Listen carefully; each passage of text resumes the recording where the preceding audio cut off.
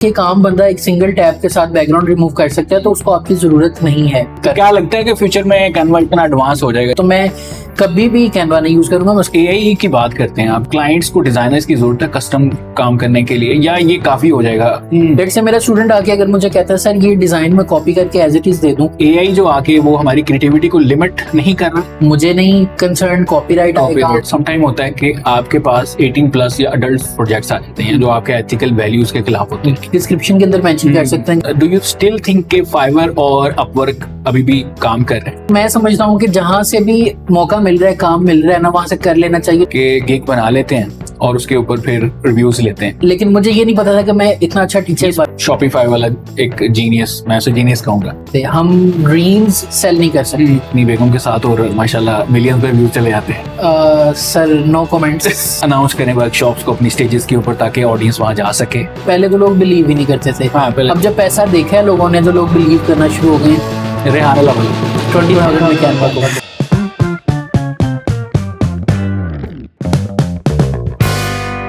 आज हम podcast start कर रहे हैं और सबसे पहला जो गेस्ट है मेरे बेहतरीन दोस्त हैं और एक डिजाइनर हैं, एक ब्लॉगर हैं, और आज हम इनसे बात करेंगे, इनकी जर्नी के बारे में पूछेंगे, कुछ मजे के क्वेश्चंस पूछेंगे और बहुत सारी बातें करेंगे। तो स्टार्ट करते हैं जी हम आज का अपना पहला पॉडकास्ट। अस्सलाम वालेकुम। वालेकुम अस्सलाम। कैसे हैं हमजा भाई? अल्लाह का शुक्र, मैं ठीक हूँ। आप कैसे हैं? मैं ठीक ठाक। Sir welcome to my show. Thank you so much. It feels amazing to be here, to be your guest. भी स्टार्ट ले लिया फाइनली के पॉडकास्ट स्टार्ट करें। बहुत अच्छा किया, बहुत अच्छा किया। मतलब नीड ऑफ टाइम है ये। सबसे पहले आप अपना इंट्रो बताएं, ऑडियंस जो आपको नहीं जानते मेरे चैनल पे, उनके लिए, फिर हम आहिस्ता आहिस्ता आपको अनबॉक्स करेंगे। ठीक है, ठीक है। अस्सलाम वालेकुम, मेरा नाम हमजा अली है और मैं एक फ्रीलांस ग्राफिक डिजाइनर हूँ। मैं 2014 से इस इंडस्ट्री के अंदर सर्व कर रहा हूँ। I started as a graphic designer on Fiverr. Further मैंने अपने आप को लोगो डिजाइन और ब्रांडिंग के अंदर इवॉल्व किया। साथ साथ मेरी यूनिवर्सिटी भी चल रही थी। यूनिवर्सिटी के फौरन बाद ही एक बहुत फेमस प्रोग्राम ई रोजगार बाय PITB, उसको मैंने एज ए ट्रेनर ज्वाइन कर लिया। उसको 2.5 ईयर्स मैंने वहाँ पे सर्व किया। उसके बाद यूट्यूब, यूडेमी और विद दैट SEO ब्लॉगिंग का थोड़ा सा मुझे एक पैशन था, उस चीज़ को भी मैंने कंटिन्यू किया। तो अब तक मैं मोर देन 5,000 प्रोजेक्ट्स जो है वो कंप्लीट कर चुका हूँ डिज़ाइन के। और डिज़ाइन जो है वो कोर पैशन है मेरा, उस चीज़ को मैं अभी तक कंटिन्यू कर रहा हूँ और लाइफ टाइम मुझे उसका कंटिन्यू करने का मेरा इरादा है। तो ये छोटा सा मेरा इंट्रो था। So how was your job experience? Freelance जैसे बताया ना, फ्रीलांसिंग के साथ ही जॉब भी की है, कैसा रहा experience?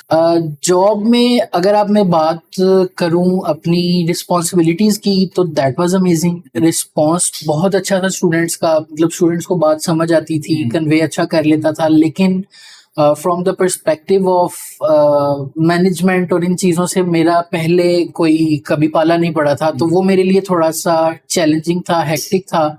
And that was the reason मुझे क्विट भी करना पड़ा ई रोजगार, क्योंकि मैं उस चीज के साथ फिर कॉप अप नहीं कर पा रहा था। एंड आई वाज, मतलब मैं बहुत ज्यादा थक चुका था उस चीज को कंटिन्यू करते करते ना। तो आई थॉट बस यहाँ तक। तो आप रिकमेंड करते हैं कि एक फ्रीलांसर को जॉब करनी चाहिए कि नहीं, टीचिंग के अलावा? मतलब जैसे ऑफिस जॉब होती है ना क्रिएटिव डिजाइनर की। देखें, इसमें अगर मैं आपको ऑनेस्ट बताऊं, मैंने रिसेंटली एक चीज कहीं पर सुनी कि नेवर से नेवर। इस चीज को मैंने बड़ा फील किया कि हम समटाइम कह देते हैं कि मैं ये नहीं करूंगा, मैं ये तो कर ही नहीं सकता, मेरे तो लेवल का काम नहीं है। लेकिन समटाइम कुछ हालात ऐसे बन जाते हैं कि आपको वो करना भी पड़ जाता है। तो आई वुड से कि डिपेंड करता है कि आप बड़े स्ट्रॉन्ग बैकग्राउंड से हैं तो आपको जॉब की जरूरत नहीं है। फ्रीलांस प्रोजेक्ट्स मिल रहे हैं, अच्छे करें, नहीं मिल रहे तो भी आपको जरूरत नहीं है। लेकिन अगर आप एक ऐसे घर से हैं जहाँ पे जरूरत है, आपके पेरेंट्स आपको देखते हैं कि ये बच्चा कमा के ला के हमें देगा, तो वहाँ पे अगर for the sake of learning, for the sake of experience और इन चीज़ों में आपको जाना भी पड़े तो चले जाएं।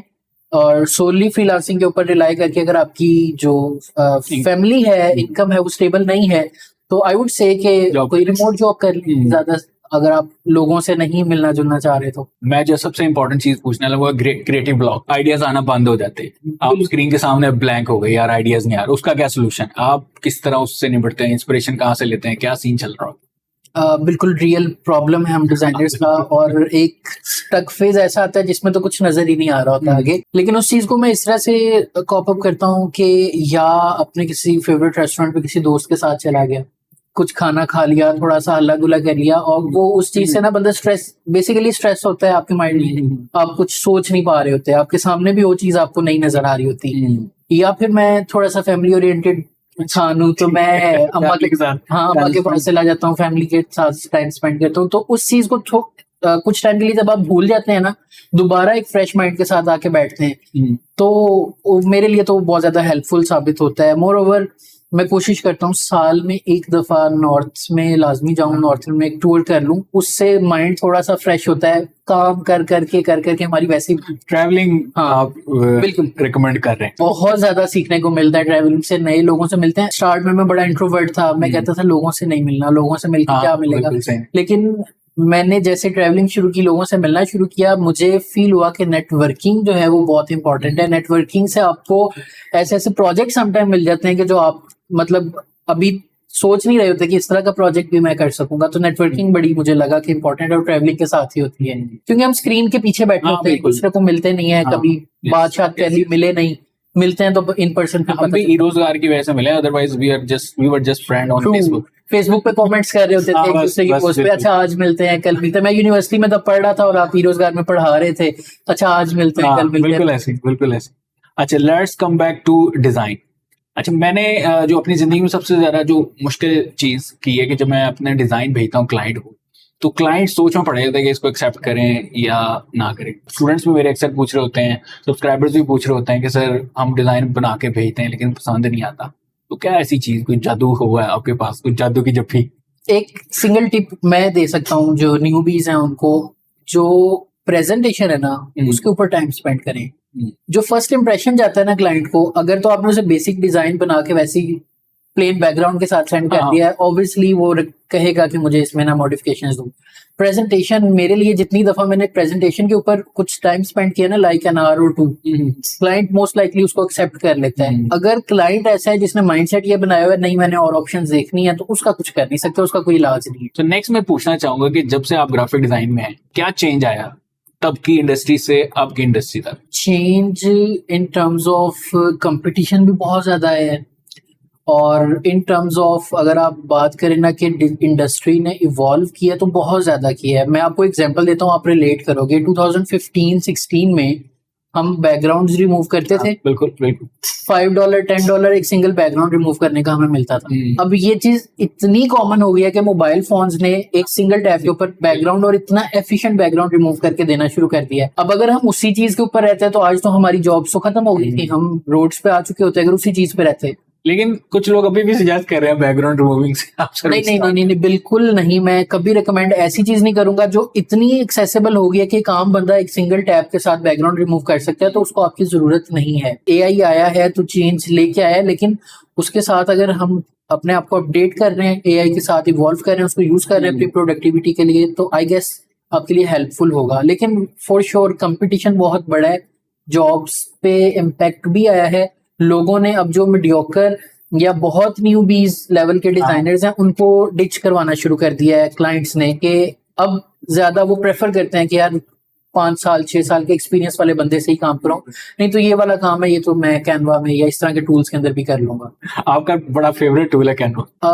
कैनवा को मैं यूज करता हूँ टू एनहांस और टू इंक्रीज माय प्रोडक्टिविटी। कुछ टास्क इस तरह के जिनको मैंने बैच में करना हो, फॉर एग्जांपल मैंने एक एड डिजाइन करके दिया है, हमने उसके 4 डिफरेंट साइज वेरिएंट्स देने होते हैं और वो पूरा बैच होता है, लाइक 10 एड्स हैं तो उसके 40 टोटल मैंने उसको वो देने हैं। अब मैं फोटोशॉप या इलस्ट्रेटर में वो डिजाइन बना के उसको जब मैंने बैच प्रोसेसिंग करनी होती है ना, कि एक पूरे बैच को मैंने रीसाइज करना और 4 डिफरेंट साइजेस के अंदर कर देना, उस चीज में मुझे कैनवा ने बहुत ज्यादा हेल्प आउट किया है। जहां पे बात आती कस्टम डिजाइन की, कुछ बहुत बेहतरीन लेवल का, तो मैं कभी भी कैनवा नहीं यूज करूंगा, मैं उसके लिए फोटोशॉप या इलस्ट्रेटर ही यूज करूंगा।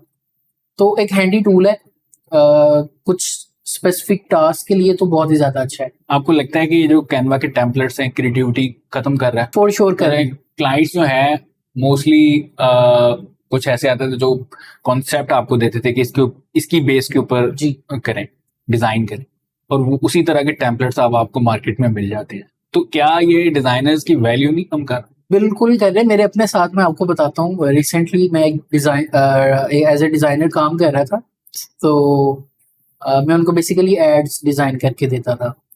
तो वन डे ही सेड कि देखो मैंने एक कैनवा का पैक परचेज किया है। मैंने कहा तो बड़ी अच्छी बात है तुमने परचेज किया है तो। And on the other day he said यार मेरे तो 4-5 क्लाइंट जो हैं वो चले गए हैं, तो अब हम कंटिन्यू नहीं कर पाएंगे काम। मैंने पूछा रीजन क्या है? ही सेड यार ये कैनवा का पैक ले लिया है मैंने, तो मुझे अपना खुद ही कर लूँ। हाँ, खुद ही कर लूंगा। तो ये फॉर श्योर कैनवा के जो टेम्पलेट्स हैं वो और कैनवा इटसेल्फ जो है, क्लाइंट ये समझने लग जाता है कि हम अब खुद कर सकते हैं, हमें इसकी जरूरत नहीं है डिजाइनर की।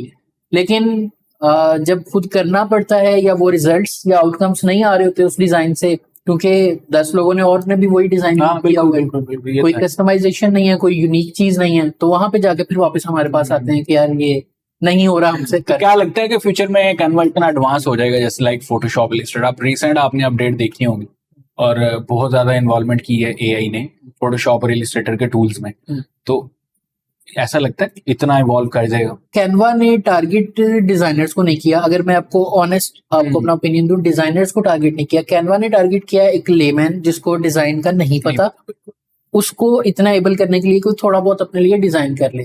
तो it's for designers to enhance their productivity, but it's more for a common man कि वो अपना जो काम है वो बजाय इसके किसी डिजाइनर के पास जाए वो खुद ही कर ले। बेसिकली उनकी प्रोडक्ट वो है, वो बंदा है जिसको नहीं पता है डिजाइन का। तो जिस तरह से एआई इवॉल्व कर रही है और टूल्स कैनवा के अंदर भी नए नए आ रहे हैं, तो आई डोंट नो कि क्या टाइम आने वाला है, कितनी एडवांसमेंट आ जाएगी चीजों के अंदर। लेकिन एक चीज है, अडोबी ने अब वो वाली चीजें इंप्लीमेंट करना शुरू कर दी हैं, वो one click background removal, AI integration. और ये भी रिसेंटली मैंने जो अपडेट देखी उसमें आप रीसाइज कर रहे हैं, रीसाइज कर सकते हैं और ये सारी चीजें, तो उन्होंने अपने उसमें भी करना शुरू कर दी कि डिजाइनर जो वहां से स्लाइड कर रहे थे कैनवा पे वो हम हमारे तक ही रहे। तो अब थोड़ा सा वो वार वाला सीन है, कंपटीशन वाला सीन है। एआई की बात करते हैं, आप देखें एआई के टूल्स आप भी बहुत ज्यादा यूज कर रहे हैं और मैं भी अक्सर यूज करता हूँ। उससे लोगोस भी जनरेट हो रहे हैं और बैकग्राउंड्स भी हैं और इमेजेस और बैनर्स और बहुत सारी ऐसी चीजें, ठीक है। तो क्या स्टिल क्लाइंट्स को डिजाइनर्स की जरूरत है कस्टम काम करने के लिए, या ये काफी हो जाएगा? आपको लगता है कि इतना एडवांस हो जाएगा कि जो कस्टम वर्क हम करके देते हैं वो मुकाबला कर लेगा एआई के जनरेटेड लोगोस से? नहीं, कहीं ना कहीं तो जरूरत पड़ती है कस्टम वर्क की, अभी तक का काम करने की। अभी तक का मैं अगर आपको ऑनेस्टली बताऊं तो जहां पे लोगो डिजाइन की बात आती है ना, वहां पे आप एआई से लोगो नहीं जनरेट करवा सकते। मैंने जितने भी टूल्स यूज किए हैं उनमें वो इमोशन, वो एक ब्रांड फील, वो सोचने की सलाहियत, एक फैसला जो लेना होता है ना, वो चीज नहीं है अभी उस चीज के अंदर, इतना एडवांस नहीं हुआ। लेकिन फ्यूचर का मैं कुछ कह नहीं सकता, जितनी एडवांसमेंट आ रही है अभी तक के लिए लोगो डिजाइनर्स यहाँ पे खुद ही जॉब कर रहे हैं। एआई वाला काम जो वो वही है कि 10 लोगों के पास वही टेम्पलेट है, सारे कॉपी पेस्ट चलाई जा रहे हैं। अब ये एक और चीज मैंने जो फील की, जो एंट्री लेवल डिजाइनर्स है ना वो बड़े मार्केट में आ गए हैं एआई की वजह से। अभी रिसेंटली हमने एक मैं और मेरा जो स्टूडेंट है उन्होंने एक चीज जो हमने फेस की एक सब्सक्राइबर से, ठीक है, वो कह रहे हैं जी कि आप क्यों लोगो डिजाइन सिखा रहे हैं, ये देखें मैंने कुछ लोगो उसने व्हाट्सएप पे हमें सेंड किए थे, ये हमने क्लाइंट के लिए जनरेट किए और सेल कर दिए। तो अब हमें हंसी भी आ रही थी कि क्लाइंट को जो पता लगेगा उसका क्या रिस्पॉन्स होगा। तो इसी तरह मैं देख रहा हूँ कि एंट्री लेवल डिजाइनर्स की बड़ी आमद हो गई है। तो क्या लगता है कि ये हमारी ग्राफिक डिजाइन इंडस्ट्री के लिए खतरा है? ग्राफिक डिजाइनर्स के लिए जो एक्सपीरियंस ऑलरेडी बेचारे 8-10 साल से काम कर रहे हैं और फिर अचानक से इस तरह के लोग आ जाते हैं जो नॉन डिजाइनर्स हैं लेकिन वो लोगो डिजाइनर्स बन गए, या वो ब्रांड डिजाइनर्स हैं और इस तरीके से। देखें, एज ए टीचर, आप भी टीचिंग करते हैं, मैं भी टीचिंग करता हूँ, तो ये हम लोगों की रिस्पॉन्सिबिलिटी है बच्चों को प्रोफेशनल और वर्क एथिक्स बताना कि ये चीज करनी है और ये चीज नहीं करनी। सॉरी टू से, लेकिन हमारे पाकिस्तान के अंदर मेंटोर्स इस चीज को बिल्कुल ज्यादा हाँ वो बात नहीं करते। वो बाउंड्री ड्रॉ करना बहुत ज्यादा जरूरी है। आपने अमेज़न का हाल देखा है क्या किया? Actually we are working for views literally, including me and you as well. तो हमने बात वही करनी जो ऑडियंस को अच्छी लगे। True that. लेकिन स्टिल जब आप ट्रेनिंग्स दे रहे हैं, मैं ट्रेनिंग्स दे रहा हूँ, हम अपने जो स्टूडेंट्स हैं उनको बाउंड्री लाइन अगर डिफाइन नहीं करेंगे, लेट से मेरा स्टूडेंट आके अगर मुझे कहता है सर ये डिजाइन में कॉपी करके एज इट इज दे दूं, अब मैं उसे अगर अलाउ कर दूंगा तो मेंटेलिटी उसकी ये बनेगी कि ये अलाउड है, क्लाइंट को कॉपी पेस्ट काम दिया जा सकता है, वो फॉर लाइफ टाइम वही काम करेगा। तो as a teacher, as a mentor, ये तो हम लोगों के ऊपर रिस्पॉन्सिबिलिटी आती है कि जो नए डिजाइनर्स आ रहे हैं उनको समझाया जाए, और अगर वो नहीं समझते तो इस चीज की अवेयरनेस थ्रू आवर कंटेंट दी जाए कि अगर एक डिजाइन 10 लोग यूज कर रहे हैं तो आपका ब्रांड यूनिक नहीं है विद दैट डिजाइन। तो ये हम लोगों की रिस्पॉन्सिबिलिटी है। तो एक क्वेश्चन मेरे ध्यान में आता है, अक्सर मैं भी फेस भी करता हूँ ये क्वेश्चन, कि एआई जो आके वो हमारी क्रिएटिविटी को लिमिट नहीं कर रहा। चंद प्रॉम्प्ट्स पे हमारे पास 4 ऑप्शन आए थे अक्सर वेबसाइट से, तो वो चीज तो हमारी उंगलियों पे आ गई है, जो हम पूरी पूरी रात जाके मैनिपुलेशन करते थे, फोटो एडिटिंग करते थे, अब चंद कमांड्स पे वो हमारे सामने आ जाती है। अच्छा, इसको मैं इस तरह से देखता हूँ कि हमारी वो जो एक रात में हमने सारा काम करना होता था, ये उसको बचा। मेरे ख्याल में देखें, उसमें भी हम रिसर्च बहुत ज्यादा करते थे, दूसरे लोगों ने क्या काम किया है, इंस्पायर होके कुछ हम खुद का क्रिएट करते थे। तो मेरे ख्याल में वो जो एक रात वाला काम था वो शायद कुछ मिनट्स के अंदर हमें वो एक आइडिया दे देता है। अब हम एज ए कस्टम डिजाइनर हम अपने खुद के डिजाइन क्रिएट करते हैं, हम उसको एज इट इज फॉलो नहीं करते। तो मैं इसको इस तरह समझता हूँ कि हमें हमारी प्रोडक्टिविटी को उसने इंक्रीज कर दिया है, लेकिन फॉर श्योर लिमिटेशन जरूर आई है। हम अब ज्यादा रिसर्च करने वाली साइट पे जाने की बजाय एआई को प्रेफर करते हैं कि चलो एआई का यूज कर लेते हैं, एआई से आइडियाज जनरेट करवा लेते हैं और फिर उसकी बेस पे खुद का कुछ हम डिजाइन कर लें। अच्छा, कभी ऐसा हुआ कि आपके एथिक्स के खिलाफ कस्टमर जा रहा हो, लोगो भेजा मुझे यही लोगो चेप दो, यही सेम बना दो, बैनर भेजा है मुझे सेम बैनर बना दो, ऐसे हुए? काफी दफा हुआ है। क्लाइंट आता है, क्लाइंट कहता है जो चीज मैंने सेंड की है मुझे एज इट इज दे दो, मुझे नहीं कंसर्न कॉपीराइट आएगा, कुछ होगा मसला, कुछ नहीं होगा। तो अगर तो मुझे रेटिंग का वहां पे इशू हो कि अगर ये क्लाइंट कैंसिल करेगा या मुझे बैड रिव्यू देके जाएगा, तो जैसे वो कह रहा है, हम एक जो टर्म यूज करते हैं कि क्लाइंट हमेशा ठीक होता है। क्लाइंट हमेशा ठीक है, वो कह रहे उसको कर दो, हमें उसने अपनी विल से ये चीज अलाउ की है तो कर दो। लेकिन अगर हमें उस चीज का नहीं है और आप समझते हैं कि मेरे रूल्स जो हैं वो बहुत ज्यादा स्ट्रिक्ट हैं इस चीज के अगेंस्ट, तो आप उसको रिफ्यूज कर सकते हैं।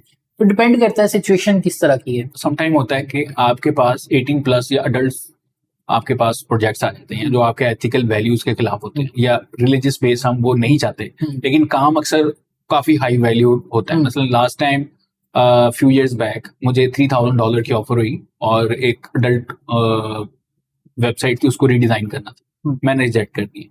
तो क्या आपको लगता है कि इसकी बेस के ऊपर हमें इतनी बड़ी अमाउंट रिजेक्ट कर देनी चाहिए जो आपके एथिकल वैल्यूज के खिलाफ, जैसे कॉपी कर रहे हैं हम और इस तरह की चीजें? जी, अच्छा, मेरे ख्याल में ये चीज हाईली पर्सनल है, हाईली पर्सनल है। मतलब मेरा इस चीज के ऊपर क्या बिलीफ है, अगर मैं उस चीज को बुरा समझता हूँ मैं फॉर श्योर रिफ्यूज करूंगा। फॉर एग्जाम्पल आपने एडल्ट वेबसाइट की बात की, तो मैं उसको रिफ्यूज कर दूंगा, चाहे जितनी बड़ी अमाउंट मर्जी है। एक चीज हमने जब डिसाइड कर लिया ये इस चीज में नहीं जाना हमने, तो वो फिर अमाउंट मैटर नहीं करती। हाँ, एक्चुअली उसका एक और भी डर होता है ना, क्लाइंट जाके रिपोर्ट कर देता है। फ्रीलांसिंग वेबसाइट्स के ऊपर मैं काम करता हूँ ना, तो उसमें ये होता है कि वो क्लाइंट आके रिपोर्ट कर देगा कि जी मेरा काम नहीं कर रहा है या ऑर्डर कैंसिल कर रहा है, ये वाली सारी चीजें। उसका बड़ा एक सिंपल सा सोल्यूशन है, हम डिस्क्रिप्शन के अंदर मेंशन कर सकते हैं कि नो अडल्ट वेबसाइट्स, इस तरह की जो कैटेगरीज हैं हम बिल्कुल उसको भी हम अवॉइड कर सकते हैं। डू यू स्टिल थिंक के फाइवर और अपवर्क अभी भी काम कर रहे हैं, या क्लाइंट जो या हमारे जो बच्चे हैं नए आने वाले, उनको किसी और प्लेटफॉर्म के थ्रू काम करना चाहिए? सैचुरेशन इस टाइम पीक पे है। मतलब आप अगर इवन कहना कि डायरेक्ट क्लाइंट्स के साथ काम करो, सोशल मीडिया से काम लो, तो उसके ऊपर भी सैचुरेशन और बेइंतहा सैचुरेशन है। हम लिंक्डइन की बात करें तो लिंक्डइन तो भरा पड़ा है पाकिस्तानी डिजाइनर से, और हर दूसरा बंदा ब्रांड डिजाइनर है लिंक्डइन के ऊपर। बिल्कुल, लिंक्डइन ब्रांडिंग। हाँ, तो उस चीज को मैं समझता हूँ कि जहां से भी मौका मिल रहा है, काम मिल रहा है ना, वहां से कर लेना चाहिए। तो फाइवर आपको पता है कि लक साथ हो, गिग रेलेवेंस में बहुत ज्यादा मैटर। हाँ, मेरे ख्याल में उस लक को एक दफा तो जरूर ट्राई करना चाहिए। अपवर्क थोड़ा सा कनेक्ट्स परचेज करने पड़ते हैं, एक न्यू बी डिजाइनर के लिए वो मुश्किल होता है थोड़ा, तो फाइवर को एक ट्राई देना बनता है। अगर मे बी आपका लक है उसके अंदर तो आप।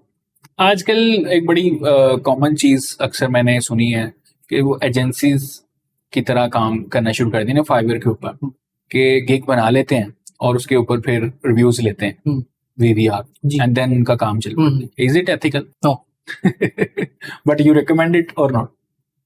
इट डिपेंड्स, सिचुएशन क्या है। ओके, सबसे personal question, how do you getting clients? आप मैंने आपसे पूछा, आपने कहा पिछले last 6 months was busy, clients ये हाउ? अच्छा, इसकी मैं आपको ऑनेस्टली बता दूं, जो सोशल मीडिया अपीयरेंस है ना, मुझे वहां से क्लाइंट्स मिल रहे हैं। ठीक है, मतलब यूट्यूब फेसबुक के ऊपर जो मैं कंटेंट पोस्ट करता हूँ वहां से रेफरल बेस्ड क्लाइंट्स मुझे मिल रहे हैं, और उसमें कुछ क्लाइंट्स इस तरह के होते हैं जो लॉन्ग टर्म चलते हैं। तो मैंने सर्विसेज कुछ इस तरह की चूज कर ली जो लॉन्ग टर्म चलने वाली हैं, बजाय इसके कि पहले आप बताना चाहेंगे कि नहीं? मैं फॉर श्योर बताना चाहूंगा, एड क्रिएटिव्स के अंदर काम बहुत ज्यादा है और कॉन्स्टेंट काम है, क्योंकि उसके अंदर टेस्टिंग बहुत ज्यादा होती है। सही। एड क्रिएटिव्स के अलावा यूट्यूब थंबनेल्स का अभी खैर वो सैचुरेशन उसमें बहुत ज्यादा है, लेकिन अगर आप किसी इस तरह के न्यू यूट्यूबर को हिट कर लेते हो तो उसके साथ अटैच हो जाते हो, तो उसमें काम बट नए यूट्यूबर ज्यादा पे भी नहीं करते। हाँ ये है। फिर उसके अलावा वीडियो एडिटिंग में आप कर सकते हो, मतलब ये ऐसे काम है जिन्होंने चलना ही चलना है। यूट्यूब चैनल है तो हर बंदा अब चाहता है कि जी मैं यूट्यूब हाँ बिल्कुल।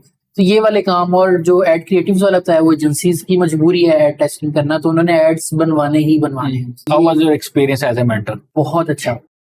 Like I always wanted to be a teacher, लेकिन मुझे ये नहीं पता था कि मैं इतना अच्छा teacher, specially in Pakistani market, क्योंकि अभी मैंने देखा है आपके रिसेंट जो ट्यूटोरियल्स आ रहे हैं और वीडियो सारी इंग्लिश में, यू आर ट्राइंग टू मैं अपनी ऑडियंस स्विच कर रहे हैं। So how was the experience with Pakistani audience in terms of response और इन टर्म्स ऑफ जैसे हम कोर्सेज भी बनाए हैं आपने भी मैंने, तो बाइंग पावर जिसे हम कह सकते हैं। बाइंग पावर, अच्छा जब तक मैं आपको बताऊं, आप या मैं उस तरह से कोर्सेज कभी सेल नहीं कर सकते, हम ड्रीम्स सेल नहीं कर सकते। नहीं, अब आपकी बात काट रहा हूँ, जैसे शॉपिफाई वाला एक जीनियस, मैं उसे जीनियस कहूंगा, लाइक उसने 10-15 करोड़ निकाला है बाय सेलिंग 2500 रुपीज का कोर्स, और उसके बाद उसने हजारों निकलवाए हैं क्लाइंट्स। हाउ, क्या लगता है? अच्छा सर, इसमें अगेन पर्सनल वैल्यूज आ जाती हैं। अगर आप समझते हो ना कि किसी को आप एक पर्दा रख के कोई चीज सेल कर सकते हो और उससे दिल भी मुतमईन है आपका, तो फिर मार्केट खुली पड़ी है आपके लिए। एड्स रन करें, मार्केट भरी पड़ी है आपके लिए। कोर्स परचेज करेंगे, लोगों को बताएं कि 1 महीने में 1 लाख कमाना सिखाता हूँ आपको, लोग परचेज करेंगे, ठीक है। लेकिन जब बात आपकी और मेरी आ जाती है, हम क्या कहते हैं, आज जी डिजाइन सीख लें, आज जी डिजाइन सीख के अपना करियर सेट कर लें। करियर नहीं कोई सेट करना चाहता, लाखों रुपए कमाना चाहते हैं। यही चीज तो जो मैंने देखा है, बात कर लेते हैं जैसे बड़े यूट्यूब चैनल, GFX मेंटर हो गया, मेरा डिजाइन अकेडमी, हमजा अली, और बहुत सारे डिजाइन के पाकिस्तानी स्पेशली कोई व्यूज नहीं है। On the other hand we have so called influencers जो कि सिर्फ एक छींक मारते हैं अपनी बेगम के साथ और माशाल्लाह मिलियन पे व्यूज चले जाते हैं। Sir no comments. आप हम अपनी वो वाली, हम लाइक मैं फैमिली व्लॉगिंग्स नहीं कर सकता, मुझे नहीं अच्छा लगता अपनी पर्सनल लाइफ शेयर करना, तो मेरे पास not talking about the like start family vlogging. मैं जस्ट ये कह रहा हूँ कि हमारी जो ऑडियंस है किस चीज को वैल्यू ज्यादा दे रहे हैं। हाँ, वैल्यू ऑब्वियसली जो चमकती चीज है उसको वैल्यू मिल रही है। हमारे पास फन है, बोल सकते हैं, सिखा सकते हैं। अच्छा, अगर उस चीज को नहीं सीखना चाहते तो वो बड़ी लिमिटेड सी ऑडियंस है उसकी। ऑन द अदर हैंड जो चमकती चीजें हैं, लाइफ में क्या चल रहा है, लोगों की गाड़ियां ले ली, फलां कर दिया, उसको देखने वाले ज्यादा हैं ऑब्वियसली। अभी पाकिस्तान में इस वक्त जो है ना पीक पे है फ्रीलांसिंग और एंटरप्रेन्योरशिप और एजेंसीज बनानी है, रिमोट वर्क है और ये वो। तो आपका रोल या एक मेंटर का रोल कैसा रहा अभी तक अकॉर्डिंग टू योर थॉट्स, जो आपने अपनी जो एक छोटी सी कम्युनिटी हमारी IT की, इसमें कोई 200-300 बंदे हैं। मेरे ख्याल में जब बात करते हैं ना 2015 की बात करें तो देयर वाज नो वन जो इसके बारे में बात करता हो। और आपने तो 2008 में स्टार्ट किया था, तो वो टाइम ऐसा था जब तो किसी को पता ही नहीं था, बिल्कुल ऐसे। तो वो टाइम ऐसा था, हमने पंगे लेके काम करते रहे। तो मैं अप्रिशिएट बहुत ज्यादा करता हूँ इस चीज को ग्लोरीफाई करने में। चलें, लोगों को पता चला, किसी बहाने पता चला, कोर्सेज के बहाने पता चला, लोग काम करना चाहते हैं, लोगों को पता है ये वाकई ही कोई इनकम स्ट्रीम बन सकती है। पहले तो लोग बिलीव ही नहीं करते थे। अब जब पैसा देखा है लोगों ने तो लोग बिलीव करना शुरू हो गए। तो काफी ज्यादा इंपॉर्टेंट रोल रहा है इस चीज के अंदर सब लोगों का, मतलब एज ए कम्युनिटी। इवेंट्स पे आते हैं, do you like events? IT events? Yes, networking के लिए बहुत अच्छे हैं। किस किस्म की नेटवर्किंग? मसलन you are working as a freelancer, आपको लोकल कम्युनिटी क्या फ्रीलांसिंग वर्क देगा? अच्छा, मोस्ट ऑफ द टाइम जब हम फ्रीलांसर्स एक इवेंट अटेंड करते हैं, जैसे हमने वो अटेंड किया था टेक्नीशियन, हम सब फ्रीलांसर्स गए थे और हम वहां जाके गेट टुगेदर किया, बैठे एक दूसरे, वो जो पहले हम बात कर रहे थे कि मिलते ही नहीं है हम तो स्क्रीन से। हाँ, तो उस तरह के इवेंट्स के अंदर गेट टुगेदर हो और हमारी वर्कशॉप्स हो, लोगों को कुछ सीखने का मौका मिले, मेरे ख्याल में वो थोड़ा सा रिलायबल होता है, बजाय इसके कि स्क्रीन के पीछे बैठ के देखना बंदे को और उसे कुछ समझना, वो थोड़ा मुश्किल होता है। इन पर्सन मिल लेते हैं, क्वेश्चंस पूछ लेते हैं, और मेरे ख्याल में हेल्पफुल। आई पर्सनली सजेस्ट जितने भी IT इवेंट्स करवाते हैं कि आप लोगों को वर्कशॉप्स में ज्यादा काम करना चाहिए। Let's do something fun, one word और आपका वन आंसर होगा। ठीक है, ठीक है जी, are you ready? Dinner with, जल्दी। यार कंफ्यूज कर रहे हो। With my wife. Okay, switch career with. Psychiatrist और साइकोलॉजिस्ट। व्हाई? मुझे बहुत ज्यादा फैसिनेट करती है फील्ड। अगर मैं डिजाइनर ना होता तो मैं साइकेट्रिस्ट या साइकोलॉजिस्ट होता। Freelancing, life changing. रेहाना वाला। 20,000 में कैनवा कोर्स। 20,000 में कैनवा कोर्स ना करो। दैट्स वाई मैंने एक फ्री प्लेलिस्ट स्टार्ट की थी, वरना मुझे क्या था, मैं तो अडोबी के ऊपर Amazon. बना रहा। Amazon in Pakistan.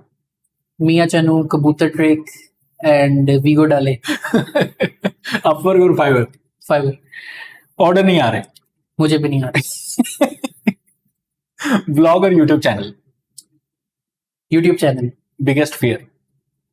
Losing my mother. एक और आपकी जो हम अब पर्सनल चलते हैं थोड़ी सी बात, ग्राफिक डिजाइन के अलावा ब्लॉगिंग भी करते हैं जी, उसका भी बताएं थोड़ा सा। तब ब्लॉगिंग का मेरा एक्सपीरियंस बहुत ज़्यादा अच्छा रहा। मैंने 2019 में स्टार्ट की थी ब्लॉगिंग। उससे पहले मैंने सीखी थी, लेकिन मैंने उसको सीरियस नहीं लिया। फाइवर के ऊपर ऑर्डर अच्छे आ रहे थे, यूनिवर्सिटी लाइफ वाली बड़ा एक फैसिनेटिंग सा टाइम होता है, तो मैंने कहा नहीं ये नहीं। लेकिन जब फाइवर थोड़ा सा डाउन गया और मेरा मेन अकाउंट फाइवर के ऊपर बैन हुआ, तो एट दैट टाइम मैंने सोचा क्यों ना इसको ट्राई कर लिया जाए। 1.5 ईयर्स नो लक, बहुत स्ट्रगल की, ब्लॉग फेल पे फेल हो रहा है। उसके बाद एक ब्लॉग सक्सेसफुल हुआ, इवेंट ब्लॉग, न्यू ईयर मैंने उसके अंदर टारगेट किया था, ये भी बता देता हूँ, और उसमें बड़ी सक्सेस मिली। उसके बाद से मैंने और काम करना शुरू किया, और many times at my life मैंने वो ब्लॉग्स को बहुत अच्छी प्राइस में फ्लिप किया, मतलब सेल किया, और मुझे बहुत ज़्यादा हेल्पफुल रहा ये पूरा इस जर्नी के अंदर। अच्छा, ऑनलाइन जर्नी में बहुत सारे लोग सजेस्ट करते हैं कि गो विद अ सिंगल निश। जैसे ग्राफिक डिजाइनिंग है तो आप ग्राफिक डिजाइनिंग सारी जिंदगी रहें, क्या सजेस्ट करते हैं? मल्टीपल होना चाहिए कि नहीं? अच्छा सर, ये बड़ा एक अलमिया है। मैं खुद इस चीज में हाँ। फंसा हूँ। लाइक 15 से 16 साल होने वाले ग्राफिक डिजाइन मैं ब्लॉगिंग खुद करता रहा हूँ, ठीक है। और बहुत सारे हमारे जो मेंटर्स हैं आजकल के, Ismail blogger, he is one of us, के इकट्ठे मिलके ब्लॉगिंग, वो भी ब्लॉगिंग, मैं भी ब्लॉगिंग, एफिलिएट मार्केटिंग, ये वो सब। लेकिन एक टाइम आया कि बंदा थक हो, इरिटेट हो गया, ये भी कर रहा हूँ मैं, ये भी कर रहा हूँ मैं, ये भी कर रहा हूँ। अभी भी मेरे साथ यही सीन हो रहा है। आप क्या सजेस्ट करते हैं? आई वुड सजेस्ट कि आपको नॉलेज जरूर होना चाहिए। आप चाहे एक काम कर रहे हैं, लेकिन आपको पता होना चाहिए कि इसमें क्या हो रहा है। लाइक एनी टाइम, जैसे एआई ने आके डिजाइन इंडस्ट्री के अंदर बड़ा बहुत ज्यादा जॉब्स को वो किया, किल किया, तो एट इस तरह के टाइम्स के लिए आपको नॉलेज हो तो स्विच करना बड़ा इजी रहता है। तो मतलब अगर मुझे स्विच करना हो एसईओ के अंदर, आज स्विच करना हो, तो मुझे अब 3 साल नहीं लगेंगे, मुझे ज्यादा से ज्यादा 3-4 माह, 5 माह, 6 माह लगेंगे। तो वो 3 साल मेरे सेव हो रहे हैं। लेकिन मैं आपको अपनी एक अभी तक का कंक्लूजन बता देता हूँ। एक थ्योरी है कनेक्टिंग डॉट्स।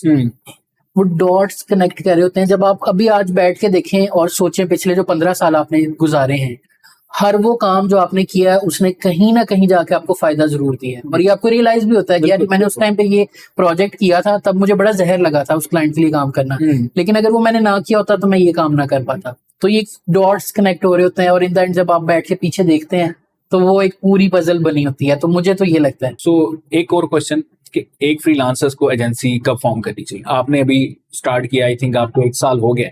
मुझे 2-2.5 साल हो गए। 2-2.5 साल हो गए जब से आपने जॉब छोड़ी? जी बिल्कुल। तब से आपने फॉर्म की, तो कब कर लेनी चाहिए? जब इतना काम आ जाए कि आप अकेले हैंडल नहीं कर सकते। लेकिन एजेंसी फॉर्म करना इटसेल्फ एक बहुत हेक्टिक टास्क है। टीम मैनेजमेंट और ये सारी चीजें हम फ्रीलांसर्स को नहीं पता होती। टीम को कैसे मैनेज करना है, एचआर का क्या रोल है, और ये सारी चीजें, क्योंकि हमने जॉब की नहीं कभी, हमें नहीं पता चीजें किस तरह से काम करती हैं, लोगों से काम किस तरह से करवाना है, ठीक है। तो ये चीजें आई वुड सजेस्ट कि पहले सीखनी चाहिए, उसके बाद एजेंसी साइड पे जाना चाहिए, वरना बहुत ज्यादा लॉस भी हो जाता है, और मैंने लॉस होते देखा है लोगों का। तो मैं ये सजेस्ट करूंगा। और मैंने भी एक अपना स्टार्टअप लिया था, आपको पता है, और विदाउट एनी आइडियाज या एक होता है ना कि रिसर्च मैंने स्टार्ट ले लिया, एक जगह ली और अनफॉर्चुनेटली बड़ा बुरा एक्सपीरियंस। तो मैं भी यही सजेस्ट करूंगा कि सबसे पहले आप रिसर्च कर लें, हाँ बिल्कुल अपनी मार्केट देख लें, बिल्कुल फिर आप हायरिंग स्टार्ट करें, फिर बिल्कुल। आप अपना एक स्टेप लें तो ज़्यादा बेहतर है। ओके जी, फाइनल हम पूछेंगे मैसेज फॉर माय ऑडियंस, और थोड़ा सा आप अपना भी बताएं। आपका भी एक यूट्यूब चैनल है, उसके बारे में भी बता दें थोड़ा सा, जी जी। उस पर क्या सिखा रहे हैं। बेसिकली मैं अपने यूट्यूब चैनल के ऊपर मैंने वेब डिज़ाइन सिखाया है, मैंने मोबाइल एप्लीकेशन डिज़ाइन सिखाया है, more over Adobe Illustrator logo design की एक फुल फ्लेज प्ले लिस्ट है, वहाँ पे कैनवा की प्ले लिस्ट है, तो ये सारी चीज़ें आप सीख सकते हो। मोर ओवर मैं प्लान कर रहा हूँ वीडियो एडिटिंग, आसान वीडियो एडिटिंग सिखाना, और अपना सारा फ्रीलांसिंग का जितना एक्सपीरियंस है, क्लाइंट्स कैसे लेने हैं, क्लाइंट्स के लिए काम कैसे करना है, पोर्टफोलियो कैसे बिल्ड करना है, ये सारी चीज़ें वहाँ पे आ रही हैं। तो ये थी हमारी डिस्कशन हमजा अली के साथ। उम्मीद करता हूँ जी काफ़ी हेल्पफुल डिस्कशन रही होगी, काफ़ी कुछ आपको सीखने को मिला होगा, और इंशाल्लाह नेक्स्ट हम किसी और टैलेंटेड पर्सन के साथ हाजिर होंगे, एक नई एपिसोड के साथ, एक नए पॉडकास्ट के साथ। थैंक यू सो मच, आपने हमें ज्वाइन किया। थैंक यू सो मच, आप आए इतनी दूर से और हमें मौका दिया। Sir thank you so much for having us, मुझे बहुत अच्छा लगा यहाँ पे आके, और आई ऑलवेज वांटेड कि पॉडकास्ट आपके साथ करूं और यहाँ पे हम सारी वो जो हार्ट टू हार्ट कन्वर्सेशन है वो करें। बस खुश नसीबी है। चलें जी, thank you so much, take care, अल्लाह हाफिज, and don't forget to subscribe our channel. अल्लाह हाफिज।